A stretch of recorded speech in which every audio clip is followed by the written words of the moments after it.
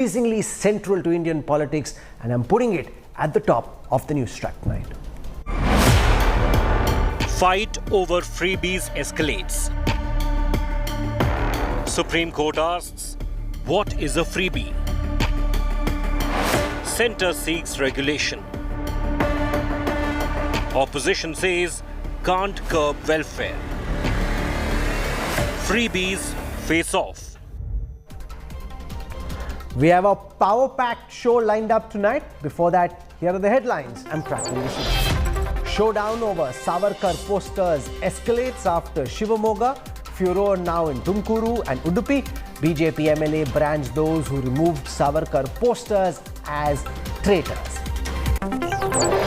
Mega boost to OPS after the Madras High Court restores AIADMK status quo.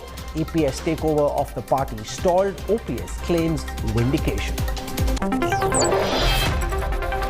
BJP brings back B.S. Yediyurappa into its crucial party panels ahead of the Karnataka elections. Shivraj Singh Chauhan, Nitin Gadkari not part of the BJP parliamentary board. Home Minister says Rohingyas will remain in detention centres. Government distances itself from Hardeep Puri street, promising flats and amenities for those who migrated from Burma. National Human Rights Commission sends notice to the Gehlot government over Jalore Dalit boy's murder. DGP asked to explain delay in FIR. Sachin Pilot targets the Gehlot government. It's okay for us to act once the incident happens. We have to work hard to win that trust and the credibility of the governance systems itself. The whole ecosystem needs to really, the shortcomings need to be filled. The freebies face-off is not just a political fight anymore. The debate has now reached the top court. Today, the Supreme Court bench, headed by Chief Justice Ramanna, asked, what is a freebie? The court observed that while it is the duty of the government to provide welfare, the big concern is over the right way of spending money. In just a moment from now, we'll get into the big Newstrack showdown tonight. But here's what happened in the court this morning.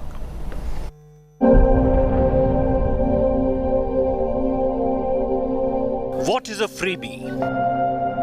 Will access to drinking water and healthcare count as freebies? A Supreme Court bench headed by CJI Ramanna asked these key questions on Wednesday. While hearing a petition by BJP leader Ashwini Kumar Upadhyay seeking directions to the central government and the Election Commission to take steps to regulate poll manifestos of political parties. The bench remarked that the court will have to consider what exactly constitutes a freebie to decide the plea to ban freebies offered by political parties in their election manifestos. The bench made some important observations. The CJI observed that it cannot stop political parties from making promises, and that it is the duty of government to provide welfare. But the concern here is the right way of spending public money. The bench observed that while there have been examples of schemes such as Manrega offering dignified employment, it did not think promises affected poll outcomes. The centre has backed the plea seeking regulation on poll freebies. The Election Commission is also in support of instituting a panel to take a holistic view on curbing freebie culture during elections. But the opposition parties are up in arms.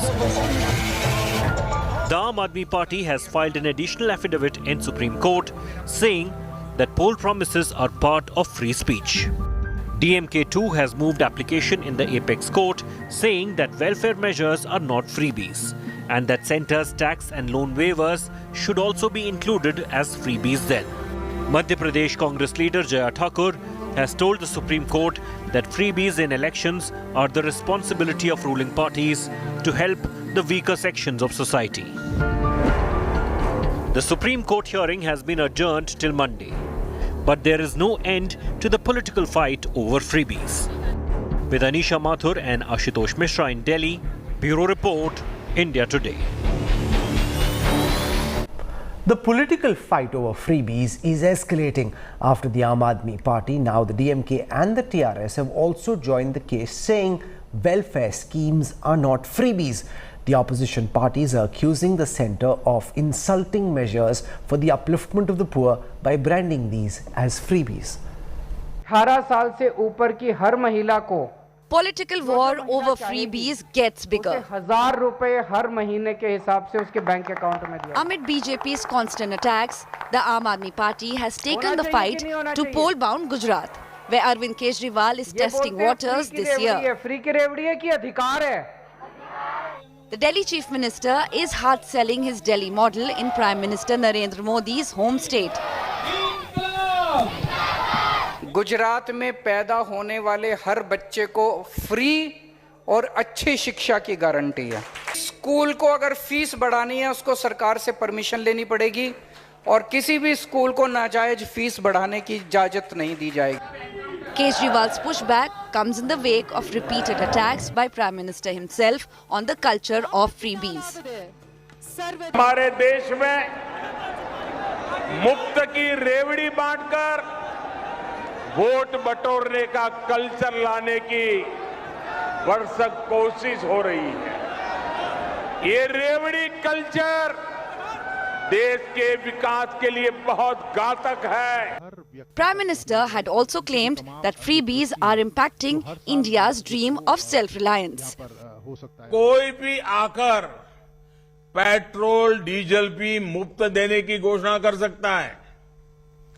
ऐसे कदम हमारे बच्चों से उनका हक छीनेंगे, देश को आत्मनिर्भर बनने से रोकेंगे. Kejriwal's counter-attack has been two-pronged. He stresses what he's offering are not freebies but welfare schemes. Freebie कहना बंद करो. अच्छी शिक्षा देना फ्रीबी नहीं है.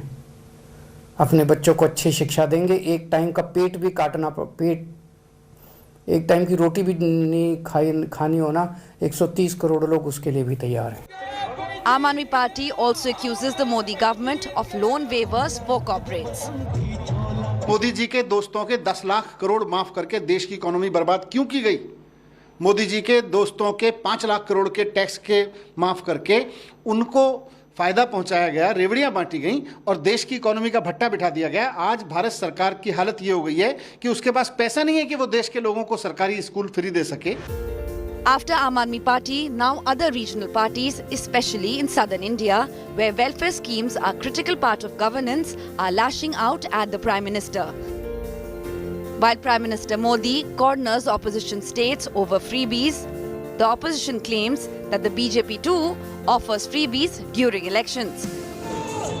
The question then remains, when does a welfare scheme become a freebie?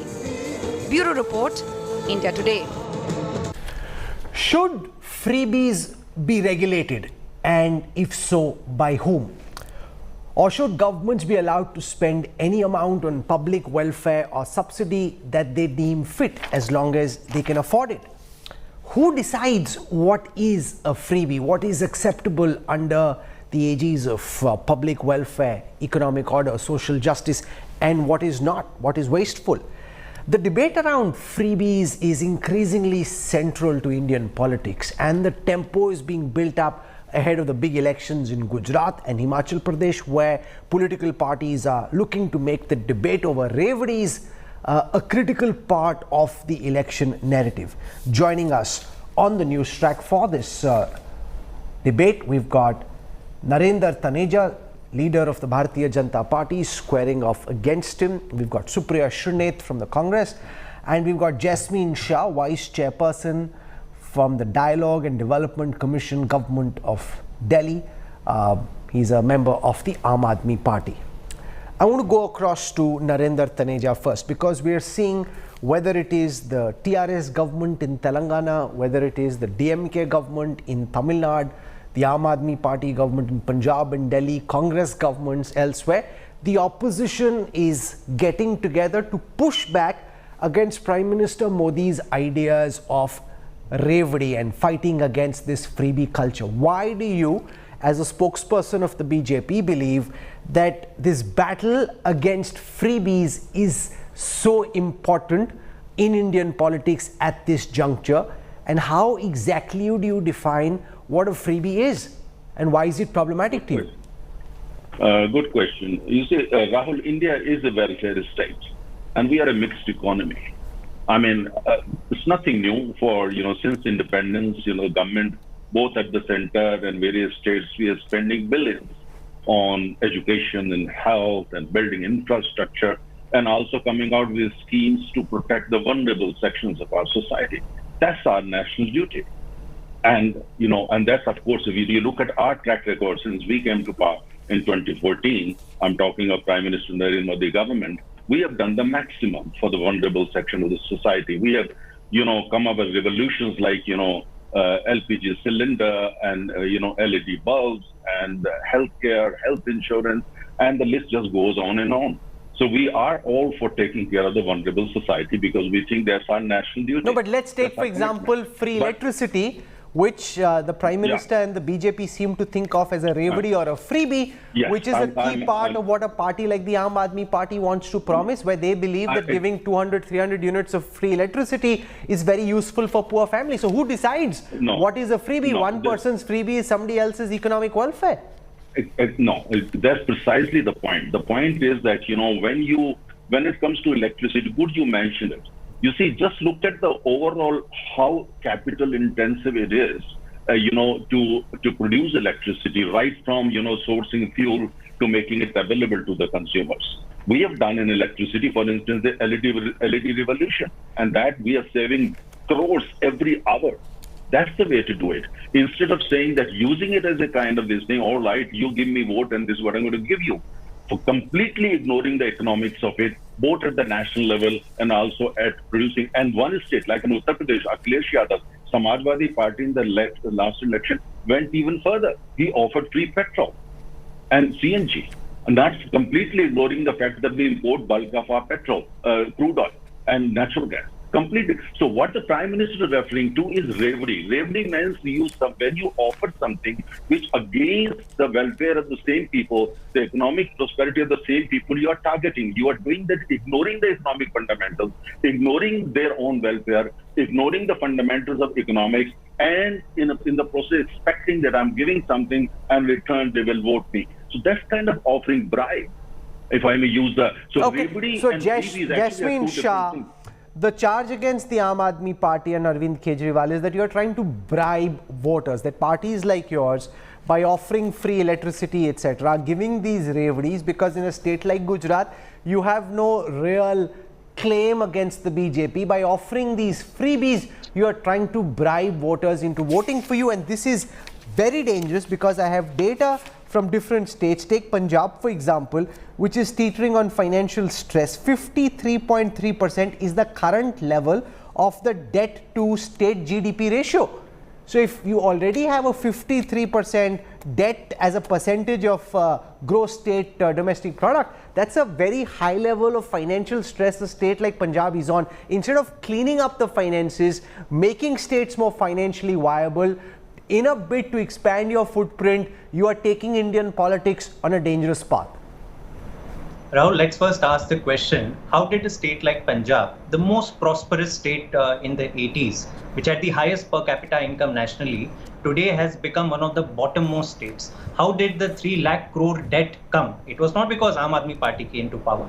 It was because Congress, BJP and Akali Dal have jointly looted the state and given away money in all kinds of things and have caused corruption. Look at the state of UP, 6 lakh crores of debt. Look at the state of Gujarat, another 3 lakh crores of debt. Are these people giving any free schemes to the people? No. But still, these states are in distress. On the other side, you look at Delhi. Delhi is today the only state, as the CAG report says, which is running a surplus budget for the last 5 years. Delhi gets a lot of central financing, a lot of aid from the central government. So it's not really a full state. You can't compare a Delhi with a Gujarat. You can, Rahul, because let's not forget, Delhi government gets no money out of the Finance Commission. And that's a case pending in the Supreme Court. We are only dependent on our own taxes. But that's not the point. The larger point, Rahul, allow me to make this, is today we are seeing 2 distinct economic philosophies in this country today. And it's a welcome debate to have in the 75th year of our independence. On one side, BJP is giving tax waivers of 5 lakh crore to their corporate friends. They have done write-offs of loans worth 10 lakh crores, but they want to recover money by putting GST on atta, dal, chini and all of that. And at the other side, they're saying we have no money to give to the poor. They are still not committing when will education become free and quality in the rest of the country? When will healthcare become free and quality in the rest of the country? All they want to do is squeeze the poor, give money to their rich friends, and ensure that parties like AAP, which are running an honest government, mind you, not a deficit government, but giving these basic utilities in our country in the 75th year of independence so that people of this country can live a life of dignity, they have a problem of that. And that is what the people of this country, the people of Gujarat, they are seeing it. Supriya, politically, is the Congress getting edged out in this growing battle in Gujarat and elsewhere between AAP and the BJP? You've taken the side of the opposition, saying that the government is anti-Aam Aadmi, which is why it's opposing this Revadi culture. But you've also been a business journalist in the past. You worried about state and central finances, and therefore in that capacity, is it not highly worrying the level of indebtedness in some of the Indian states? Punjab 53.3%, Rajasthan 39.5%, Bihar 38.6%. This is the debt as a percentage of the state gross domestic product. Kerala 37.0%, Uttar Pradesh 34.9%, West Bengal 34.4%, Jharkhand 33%, and the list goes on. Our states are in acute financial stress. Rahul, I say this not just in capacity of being a Congress spokesperson, but as a former journalist, and I used to raise this issue even when I was on the high street of finance. The issue is, when it comes about the poor, it is going to be called Revadi. It will be called subsidies, it will be called loan waiver. But for the rich, the same subsidies are incentives. For the rich, आप रेवड़ी नहीं अशरफियां बांट रहे हैं. आपने 1,80,000 crore का hit लिया because of corporate tax cut. आपने 6 lakh crore का spectrum 1.5 lakh crore में बेच दिया. No, but one second, can I just pause you there to say, one second, Supriya, let's take this one by one. Let's assume corporate taxes come down. That is with the idea of encouraging India Inc. to invest more in the India story, which is why corporate taxes are being brought down to global levels so that India becomes competitive globally. There is economic rationale, and each rupee of that investment, whether it's domestic or international, has a high multiplier effect for the rest of the economy. Just one second, Supriya Shunnet. So it's not a Revadi, there is a multiplier logic to what is being attempted. It's been 3 financial years since the time this corporate tax rate was reduced. True. Give me just one incidence of the gross fixed capital formation, which is the only indicator of investments by India Inc. rising. It's at an all-time low. But there were 2 years of the pandemic. What you're saying is correct. Invest in India. That's true. 30,000. No, one second. The reality is let me finish. One second. Rahul, it's only fair you let me finish. No, but you're making a political point. See, I'm trying to ensure that this is an economic conversation with some high thinking and high level of arguments. Rahul, is you're not even letting me finish a sentence. But ma'am, as you say for 3, I don't want you to make political, but you're making political points with rhetorical flourish. I'm trying to bring you on data. 2 of those years were years of the pandemic. In the middle of the pandemic, in the middle of all the lockdowns, you can't really expect India Inc. to start investing very aggressively. It's practically not possible. That is also the reality which followed soon after corporate taxes were brought down. Supriya. Capacity utilization in Indian industry today is at 70 to 80%. Capacity utilization. The pandemic, for all practical purposes of the economy, is behind us. But what before the pandemic? What was happening before the pandemic? 35% GFCF is down to 27%, and the government doesn't seem to be losing sleep. Please understand, when consumption and investment go down, there will be no job creation. We have broken the virtuous cycle of consumption, investment, jobs, further fueling consumption. Consumption is 80% of our GDP. How are we going to ensure consumption stays when there is acute joblessness, high prices, income going down?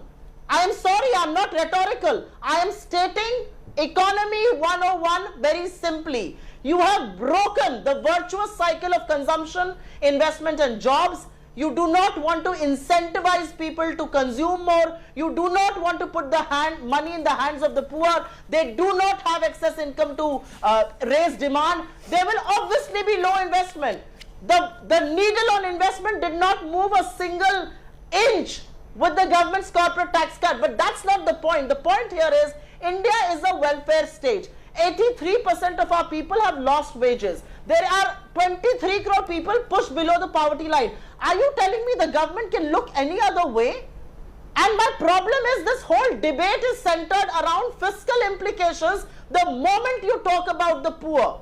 Because that is social justice. Okay, that is economic equality. let Narendra Taneja respond to this. One second, Jasmine Shah. Let Narendra Taneja respond. And I also want to welcome to this broadcast Palanivel Thiagarajan, Minister of Finance of Tamil Nadu. He is a man who's managed big money, understands financing, now he's in politics. So I'm going to spend some time with Mr. Thiagarajan, but I want to get a quick counter from Narendra Taneja on the economic and political argument that when there is an incentive given to corporates, whether it is a production link incentive or reduction in corporate tax, that is hailed. When something is given like free bijli or free pani to the poor by any state government, you attack that as a Revadi, that yours is a government which is pro the rich and anti the poor, and that charge is now being flung your way. Narendra Taneja, quick response before I go to Mr. Thiagarajan. Very quick. You see, I mean, look, facts and political slogans are from two different planets. Political slogans don't even belong to the solar system. They belong to some other universe. We don't know about it. But some people do that. They think it will help them politically on the ground. It does, because you have to bring facts. People are experiencing what the government has done in 2014. You can go people's hut. You can go to their life, their economic life. They can see the experience. That's why they like us. Precisely. You see, the point is what the Prime Minister is referring to was very simple. That don't do anything, don't come up with something which is financially and economically not sustainable, number one. Number two, also harmful to the economy. Economy of the very same people you are targeting. That's what he was referring to. Now, the point here is the important. Let me give you an example of Delhi. I heard the Aam Aadmi spokesperson carefully. Look at Delhi, for instance. They want to give free bijli.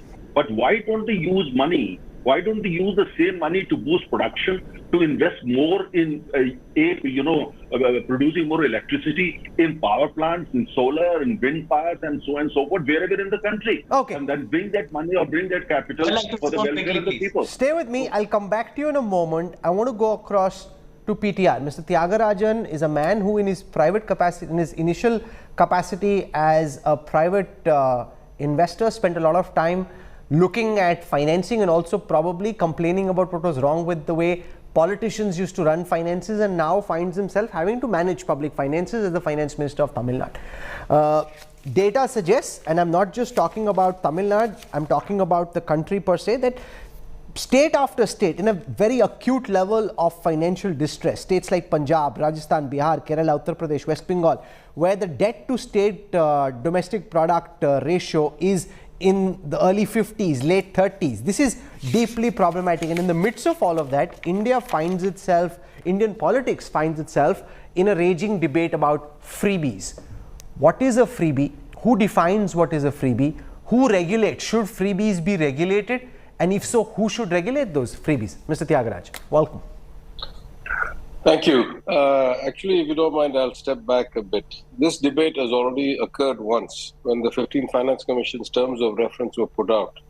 Those terms of reference included a line that said that there should be a discouragement of populist measures. And when it was discussed, the implication was that whatever is called freebies was populist measures. And at the time, Finance Minister after Finance Minister, delegation after delegation, spoke to eminent economists like Dr. Anup Singh, who was on the panel, and other bureaucrats like Dr. Shaktikant Das, or Mr. Shaktikant Das, who is now the RBI governor, and N.K. Singh, my friend Mr. N.K. Singh.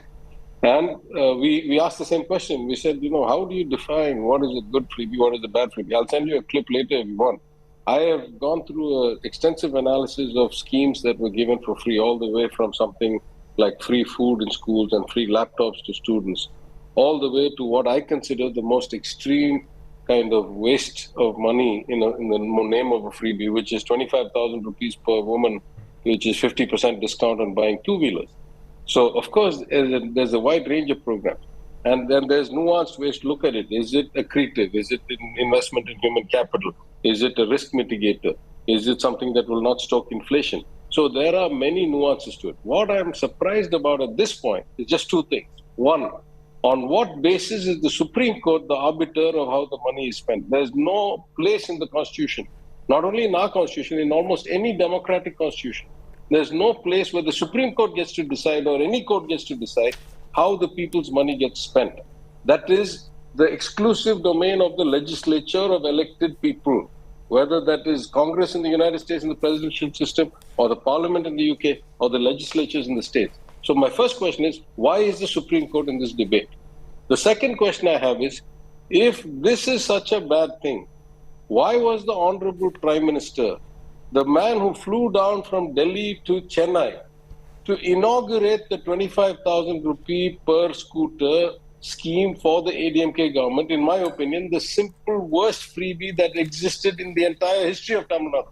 It was pollution-inducing, anti-public transport, lot of fraud. It was in every way a bad scheme. Why did the Prime Minister come to inaugurate that if he is so much against the freebie culture? These are only two questions I ask. But you also come from a state where political parties have promised free saris, free mixers, free grinders, free televisions as part of the election manifesto. And if you're saying why is the Supreme Court involved, can I turn around and ask you this question, PTR? Who then should decide? Can netas be trusted to decide what is a good freebie, what's not? Because their primary concern oftentimes when they're trying to spread in new states is to win elections. And therefore, if at this moment Kejriwal wants to win the hearts and minds of the people of Gujarat, he will be willing to say whatever. Ultimately, once you come to power, then you have to deal with the consequences. But in the build-up, not just Kejriwal, any neta in opposition can make any promise. So if you're having a problem with the Supreme Court determining, but then who decides? Should this be regulated at all? Can netas be trusted? Because if they are to be trusted, if some of these Indian states like Punjab, like Andhra Pradesh were independent republics like Sri Lanka, they'd be in a very bad and dangerous situation. Okay, can I answer now? Or yes, please. You were expounding something for so long, I lost the plot. But my point is, that's what a democracy says the people should decide. In a democracy, the people's vote is supreme. Those they elect get to answer to the people what they have done. If you say that Tamil Nadu is a state that has done a lot of freebies, I say two things. Tamil Nadu, of all the states in India, if you combine per capita GSDP plus human development plus social development plus gross enrollment ratio plus doctors per 1,000 people, we are the #1 state in the country. What is wrong with my performance that you tell me you know better than me how to run the state? I say that my fiscal deficit is 3.5%, well below the borrowing limit, and the unions are at 7%. I say my per capita income is more than double the national average. I say that my inflation is lower than the national average by 2.5%. Why do you assume that somebody can tell me how to do my job better? Do the people will decide whether I'm doing a good job or not? Who is this other party required? If the netas cannot be trusted, what is the notion of democracy? Which neta can be trusted? There's no categorization of netas. Good neta, bad neta. That's what the people get to decide in an election. What more do we need? Okay, that's an important and strong counter. Instead of getting into an argument with you myself, I'll get the BJP spokesperson to respond, but I have another question for you before we conclude, which is, where does this debate go from here? It's become bigger now than at any time in Indian politics because there's a pushback against the Revadi culture from none less than the Prime Minister, which has never happened. This whole idea that the poor must be given, because the Prime Ministers and the BJP is trying to make the point that if there is something which leads to empowerment, you build something, it has a multiplier. Those are the kind of welfare schemes we should be investing in, rather than just subsidies which take care of your immediate requirement but don't build any capacity, whether it is physical capacity or technical capacity or intellectual capacity or ability to work in the future. That's the differentiation the Prime Minister is trying to draw, which is crucial for the government and for Indian politics at this juncture. Well, first of all, I apologize. I only gave a time from 7 to 7:30. I have another thing to go to, so I'm going to drop off. I didn't expect to go on a debate. I was supposed to be interviewed by Akshay Nath. Then the game was switched on me. I agreed to come on.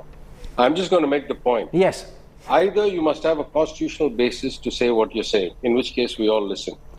Or you must have some special expertise. You must be a double PhD in economics. You must have some Nobel Prize. You must have something that tells us that you know better than us.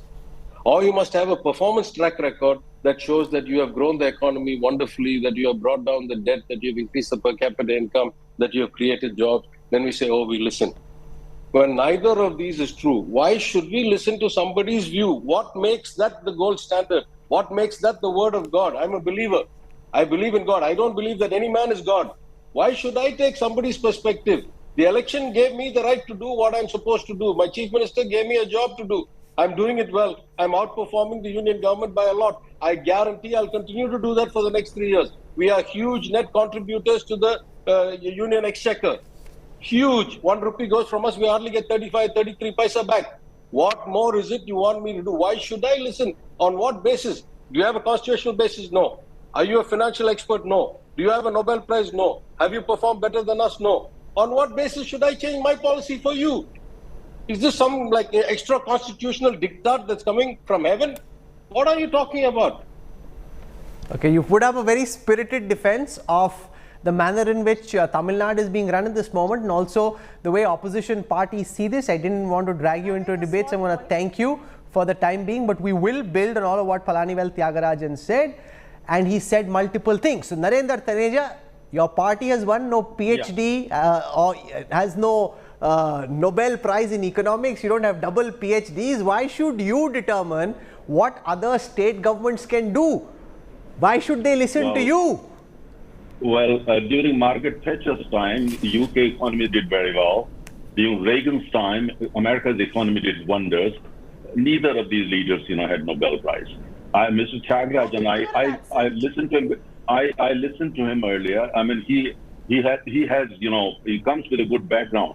But this is this shows, I think, unnecessarily intellectual arrogance. If you are a PhD or if you have studied in the US, that doesn't really make you... Where is the intellectual arrogance from his perspective? He's asking you, how can the BJP determine what is the gold standard of what is acceptable as a freebie and what's not? You do what you want to do, I will do what I want to do, and the people of Tamil Nadu will decide whether I've done a good job or not, argues the finance minister. You see, democracy means that he is entitled to his views. Am I saying you're not entitled to your views? And we are entitled to our views. Why he thinks that his views should never be countered, should never be debated? Are we a dictatorship? No, he's saying, why have you gone to the Supreme Court? He says, why, if we have won a democratic mandate, why has the BJP gone to the Supreme Court? Why do they want you? Why do you want the Supreme Court to play judge and jury on this? It's a democratic exercise between netas and the people. No, point is that don't netas go to the Supreme Court? Don't states go to the Supreme Court? Supreme Court is also a pillar of the democracy, one of the 4 pillars. Tomorrow you're going to say, why do you go to the press? Why are you going to the press? Why are you talking with Rahul on this issue? If people have elected us, we will do whatever we want. You question Supreme Court, tomorrow you're going to press the press. Tomorrow you're going to press the think tank. Then you're going to question even the people of other states. You say this is nothing. Look, the point here is that, I hear Rahul has asked me a question, please let me finish. Point here is that, first of all, very important point, Rahul. Prime Minister says Revadi, there is a huge difference. There is a huge difference between Revadi and Freebies. Rahul, by Revadi, Revadi very clear, when you really go about the thing with complete disregard for your economy, complete disregard for the economic fundamentals and principles, complete regards even, for democracy, in the way that I'll give you free petrol, free CNG, free commerce. In Delhi, simple question, in Delhi, multi-millionaires are getting subsidy on electricity. No bill. Can I please? Okay, so you made several arguments, both Jasleen and Supriya itching to come in. I'll go to Supriya first. Quick counter to what you're hearing from the BJP, because someone needs to set the standard. Now, it's arguable who that right person is and whether the court should get involved or not. But otherwise, it's a very slippery slope. Opposition leaders will continue to make all kinds of demands, regardless of how it impacts precarious state financing. Supriya. There are 2 things that I want to say, and I think those 2 things need to be said in no uncertain terms. I think what the Tamil Nadu finance minister said is very important.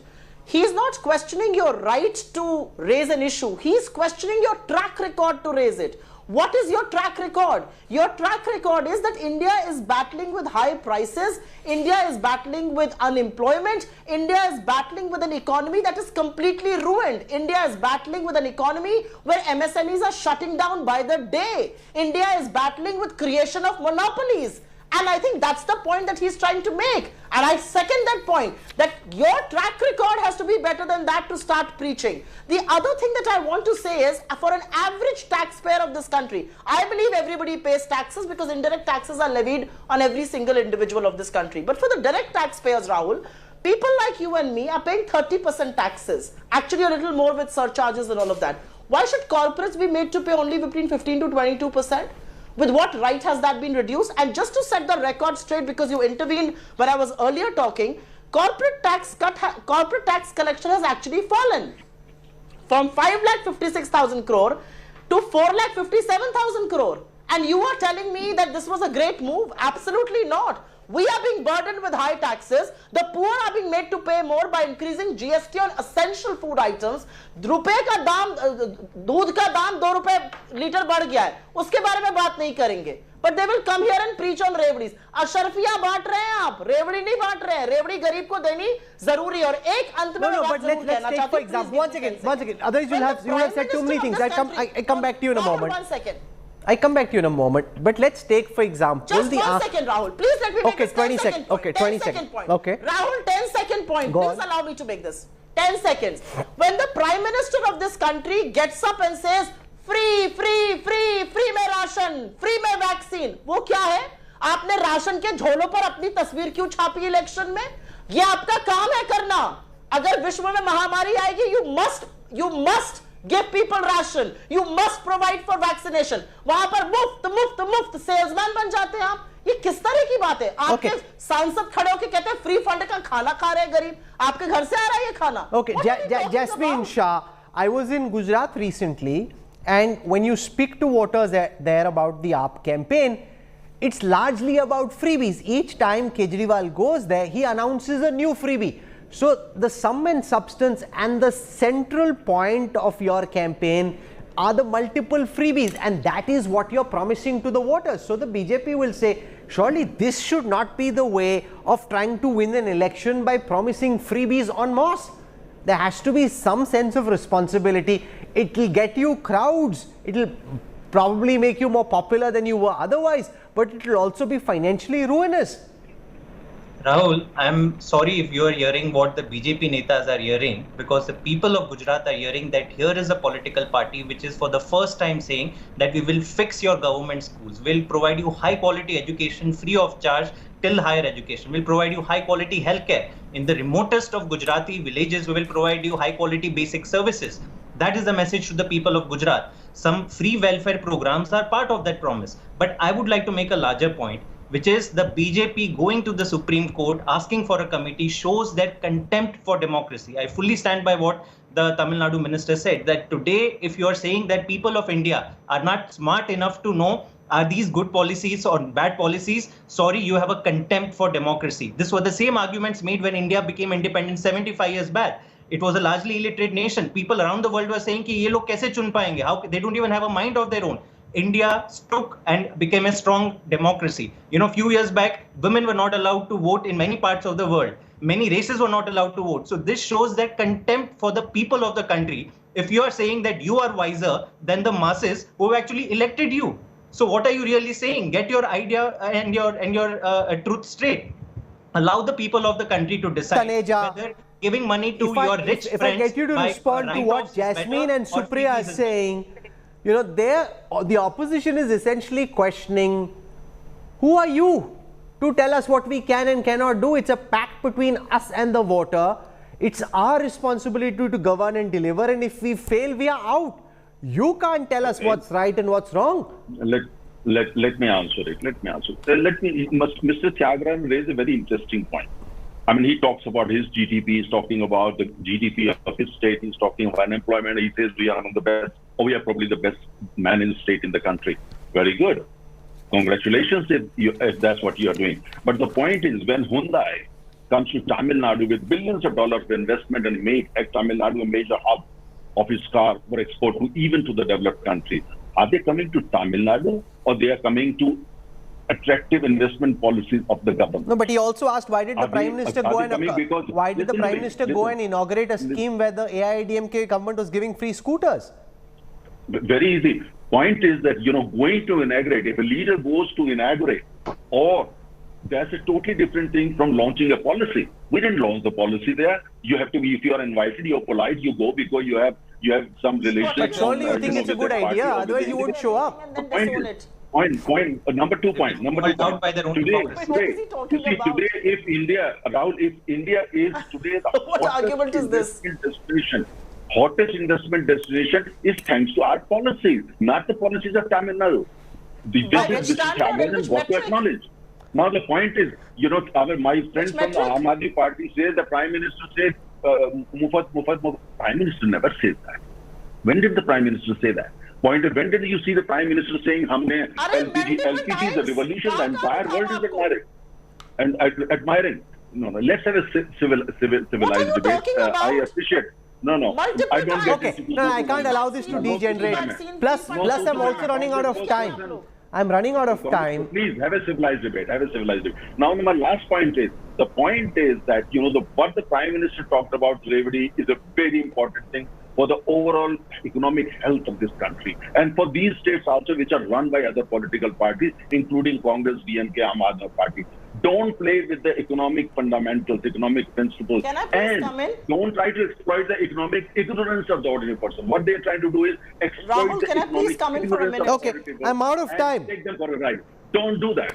Okay, I'm going to give both Supriya and Jasmine 10 seconds each. Starting with Supriya, I'm completely out of time, so you need to wrap up quickly. Supriya.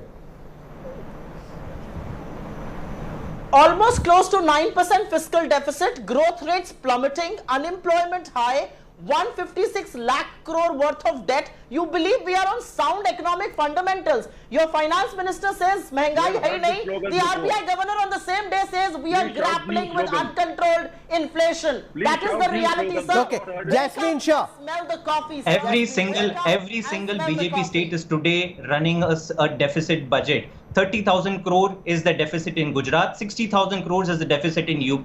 The government of India's deficit has increased from 50 lakh to 140 lakh crore. Everywhere they are looting the country, giving money to the rich friends, and today they sit here and preach about how to not give benefits to the poor if you're still running a good government and a good budget.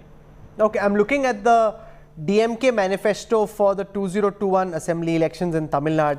Amongst their various promises are 25,000 rupees to 1 lakh people to go on a pilgrimage. I don't know how, that's productive from a religious perspective, but how is that productive economically? Point number one. The AIADMK manifesto talking about washing machines, cable TV connections to those who have the government-owned RSU cables. How is washing machine and cable TV connections economically productive? Remember, this is I find this to be a fascinating debate, because someone needs to bell the cat and someone needs to actually muster the courage to say that we need to have a frank conversation about what is acceptable and what is not. Who determines what is acceptable and what's not is a completely different matter. But this slippery slope where all manner of promises, including washing machines, cable TVs and what have you, are made in the hope of getting votes. This is dangerous. It's fiscally ruinous. We don't want to end up like Sri Lanka. So this is an important debate. I'm glad we were able to put some might behind it, get sharp voices across the political debate, but it's also a debate which is politically very sensitive, because the BJP runs the risk of the opposition turning around as it is and saying that you are friends of the rich, you don't care about the poor. So that's something that needs to be countered by the government politically. But this is an important debate. We will keep tracking what happens in the court and in the political battlefield. For the time being, Mr. Tyagarajan, Supriya Shrineth, Jasmine Shah and Narendra Taneja for joining me on the Newstrack and for lighting up this debate with the power of your insights and arguments. Thank you. I leave it to you to determine whether netas can be trusted. Should we really get someone to regulate? Who can be a regulator? Can the Supreme Court really decide? That's very problematic. Can the courts decide what governments can and cannot do? Because netas may be responsible. Does that mean you allow the judiciary to decide? Doesn't really, right? So What happens next? We'll track all of that, but we'll slip into a break right now, and I'll have more for you when we come back on the other side. Trouble mounts for actor Jacqueline Fernandez. Details coming up on the other side. She's now in the case, charged with extortion. More details on the other side of a quick break.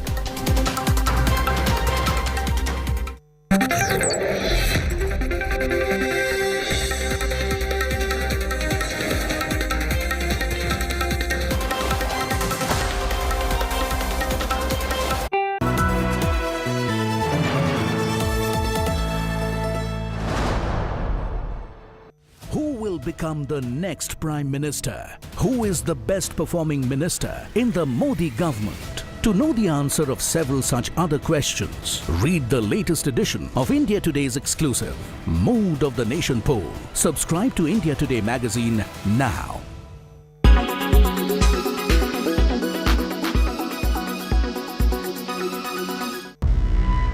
Unpredictable interrelated attacks that attract fleeting attention, and their perpetrators slip back into routine life after executing them with pistols and revolvers. A new version of jihadi violence has entered the terror theatre. Hybrid terrorists, the boys next door using small firearms.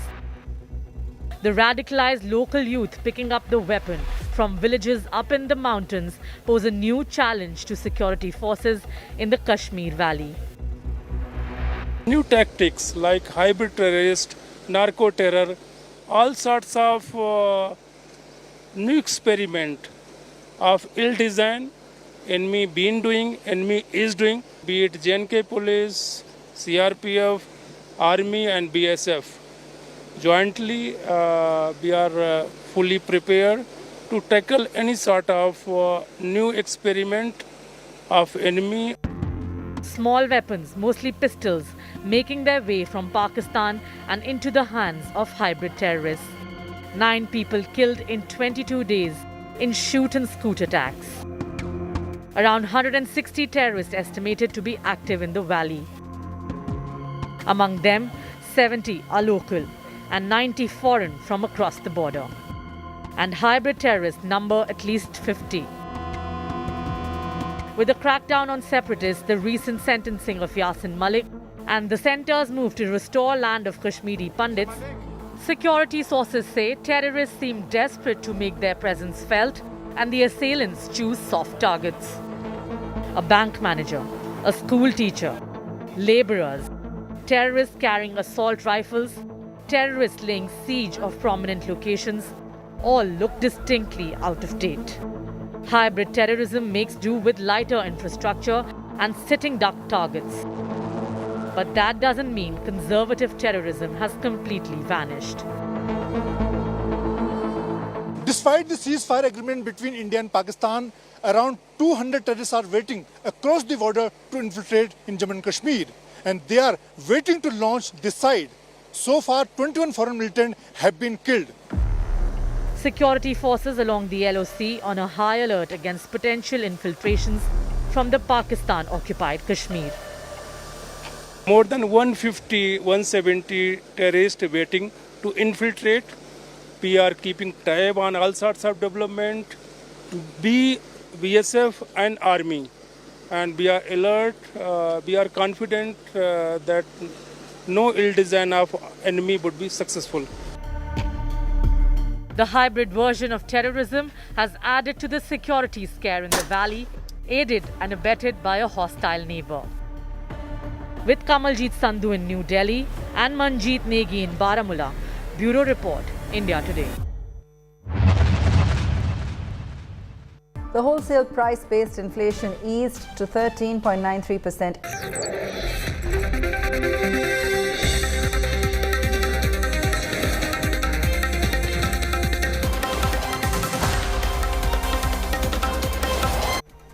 You're on board the Newstrack. Actor Jacqueline Fernandez has been named as an accused in the 200 crore rupee Sukesh Chandrasekhar extortion case. The ED has filed a charge sheet naming the Bollywood actor.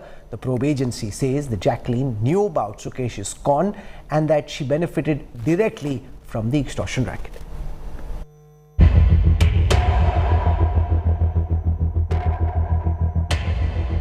A high-profile reigning Bollywood diva with mega oomph factor and massive fan following. A Bollywood con man who swindles crores using an elaborate scandalous plot. Jacqueline Fernandez and Sukesh Chandrasekhar, who were romantically associated. And now the Enforcement Directorate has made a massive charge, calling Jacqueline Fernandez an accused in the 215 crore rupee scandal, who benefited from Sukesh's crimes, citing Sukesh Chandrasekhar's lavish luxury gifts for Jacqueline, using mega bucks obtained through cheating high-profile individuals. India Today, which was first with the big news break, also exclusively accessed the Enforcement Directorate charge sheet, nailing Jacqueline's role in the con scandal.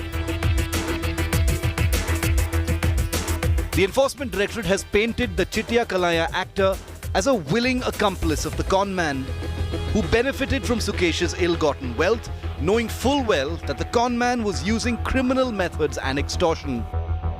The Enforcement Directorate says the Bollywood diva received gifts worth 10 crore rupees while playing silent accomplice and the con man's love interest. The Enforcement Directorate, which pointed to Sukesh's admission on gifts to the Lankan beauty, also attached Jacqueline's assets worth more than 7 crore rupees. The ED believes the Bollywood actor played a silent accomplice who benefited from the crime of the con man while knowing fully well that Sukesh was lavishing gifts on her bought by ill-gotten money. The same gifts which Sukesh gave Jackie while wooing her are now proving to be proofs of Jacqueline's involvement in the extortion case. The ED heat upsets a series of high-profile Jacqueline movies in various stages of production. 2 big-budget movies, Ram Setu with Akshay Kumar to Ranveer Singh's Circus, have Jacqueline Fernandez in lead roles. Well, I just hope that she gets out of her trouble very soon. How do I see this? I have to see it first. As a part of film fraternity, sir, आपको क्या लगता है इससे image खराब हो रही है? नहीं, मुझे नहीं लगता. Actually, हमारे film fraternity में आजकल income tax rates बहुत कम हो गए हैं. सभी को पैसे दे रहे हैं, सब ईमानदारी से काम कर रहे हैं. तो I don't think it has a reflection on the industry. सही कह रहा हूँ. Highest taxpayers are from the film industry, no? With fresh charges by the Enforcement Directorate, Jacqueline's legal troubles have just begun to mount. With Munish Pandey in Delhi and Divyesh Singh in Mumbai, Bureau Report, India Today. This is where I wrap up the Newstrack tonight. For your time and your trust, thank you very much. I look forward to seeing you 8 p.m. tomorrow evening.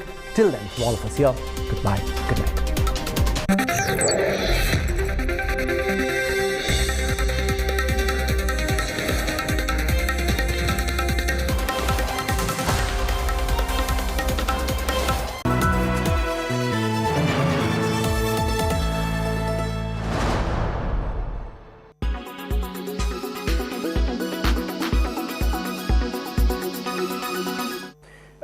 But Mr. Pilot, the fact is investigations are still on. There are some reports suggesting that the caste angle was brought in later, that the boy was beaten up not because he wanted to take water from a pot allegedly belonging to the upper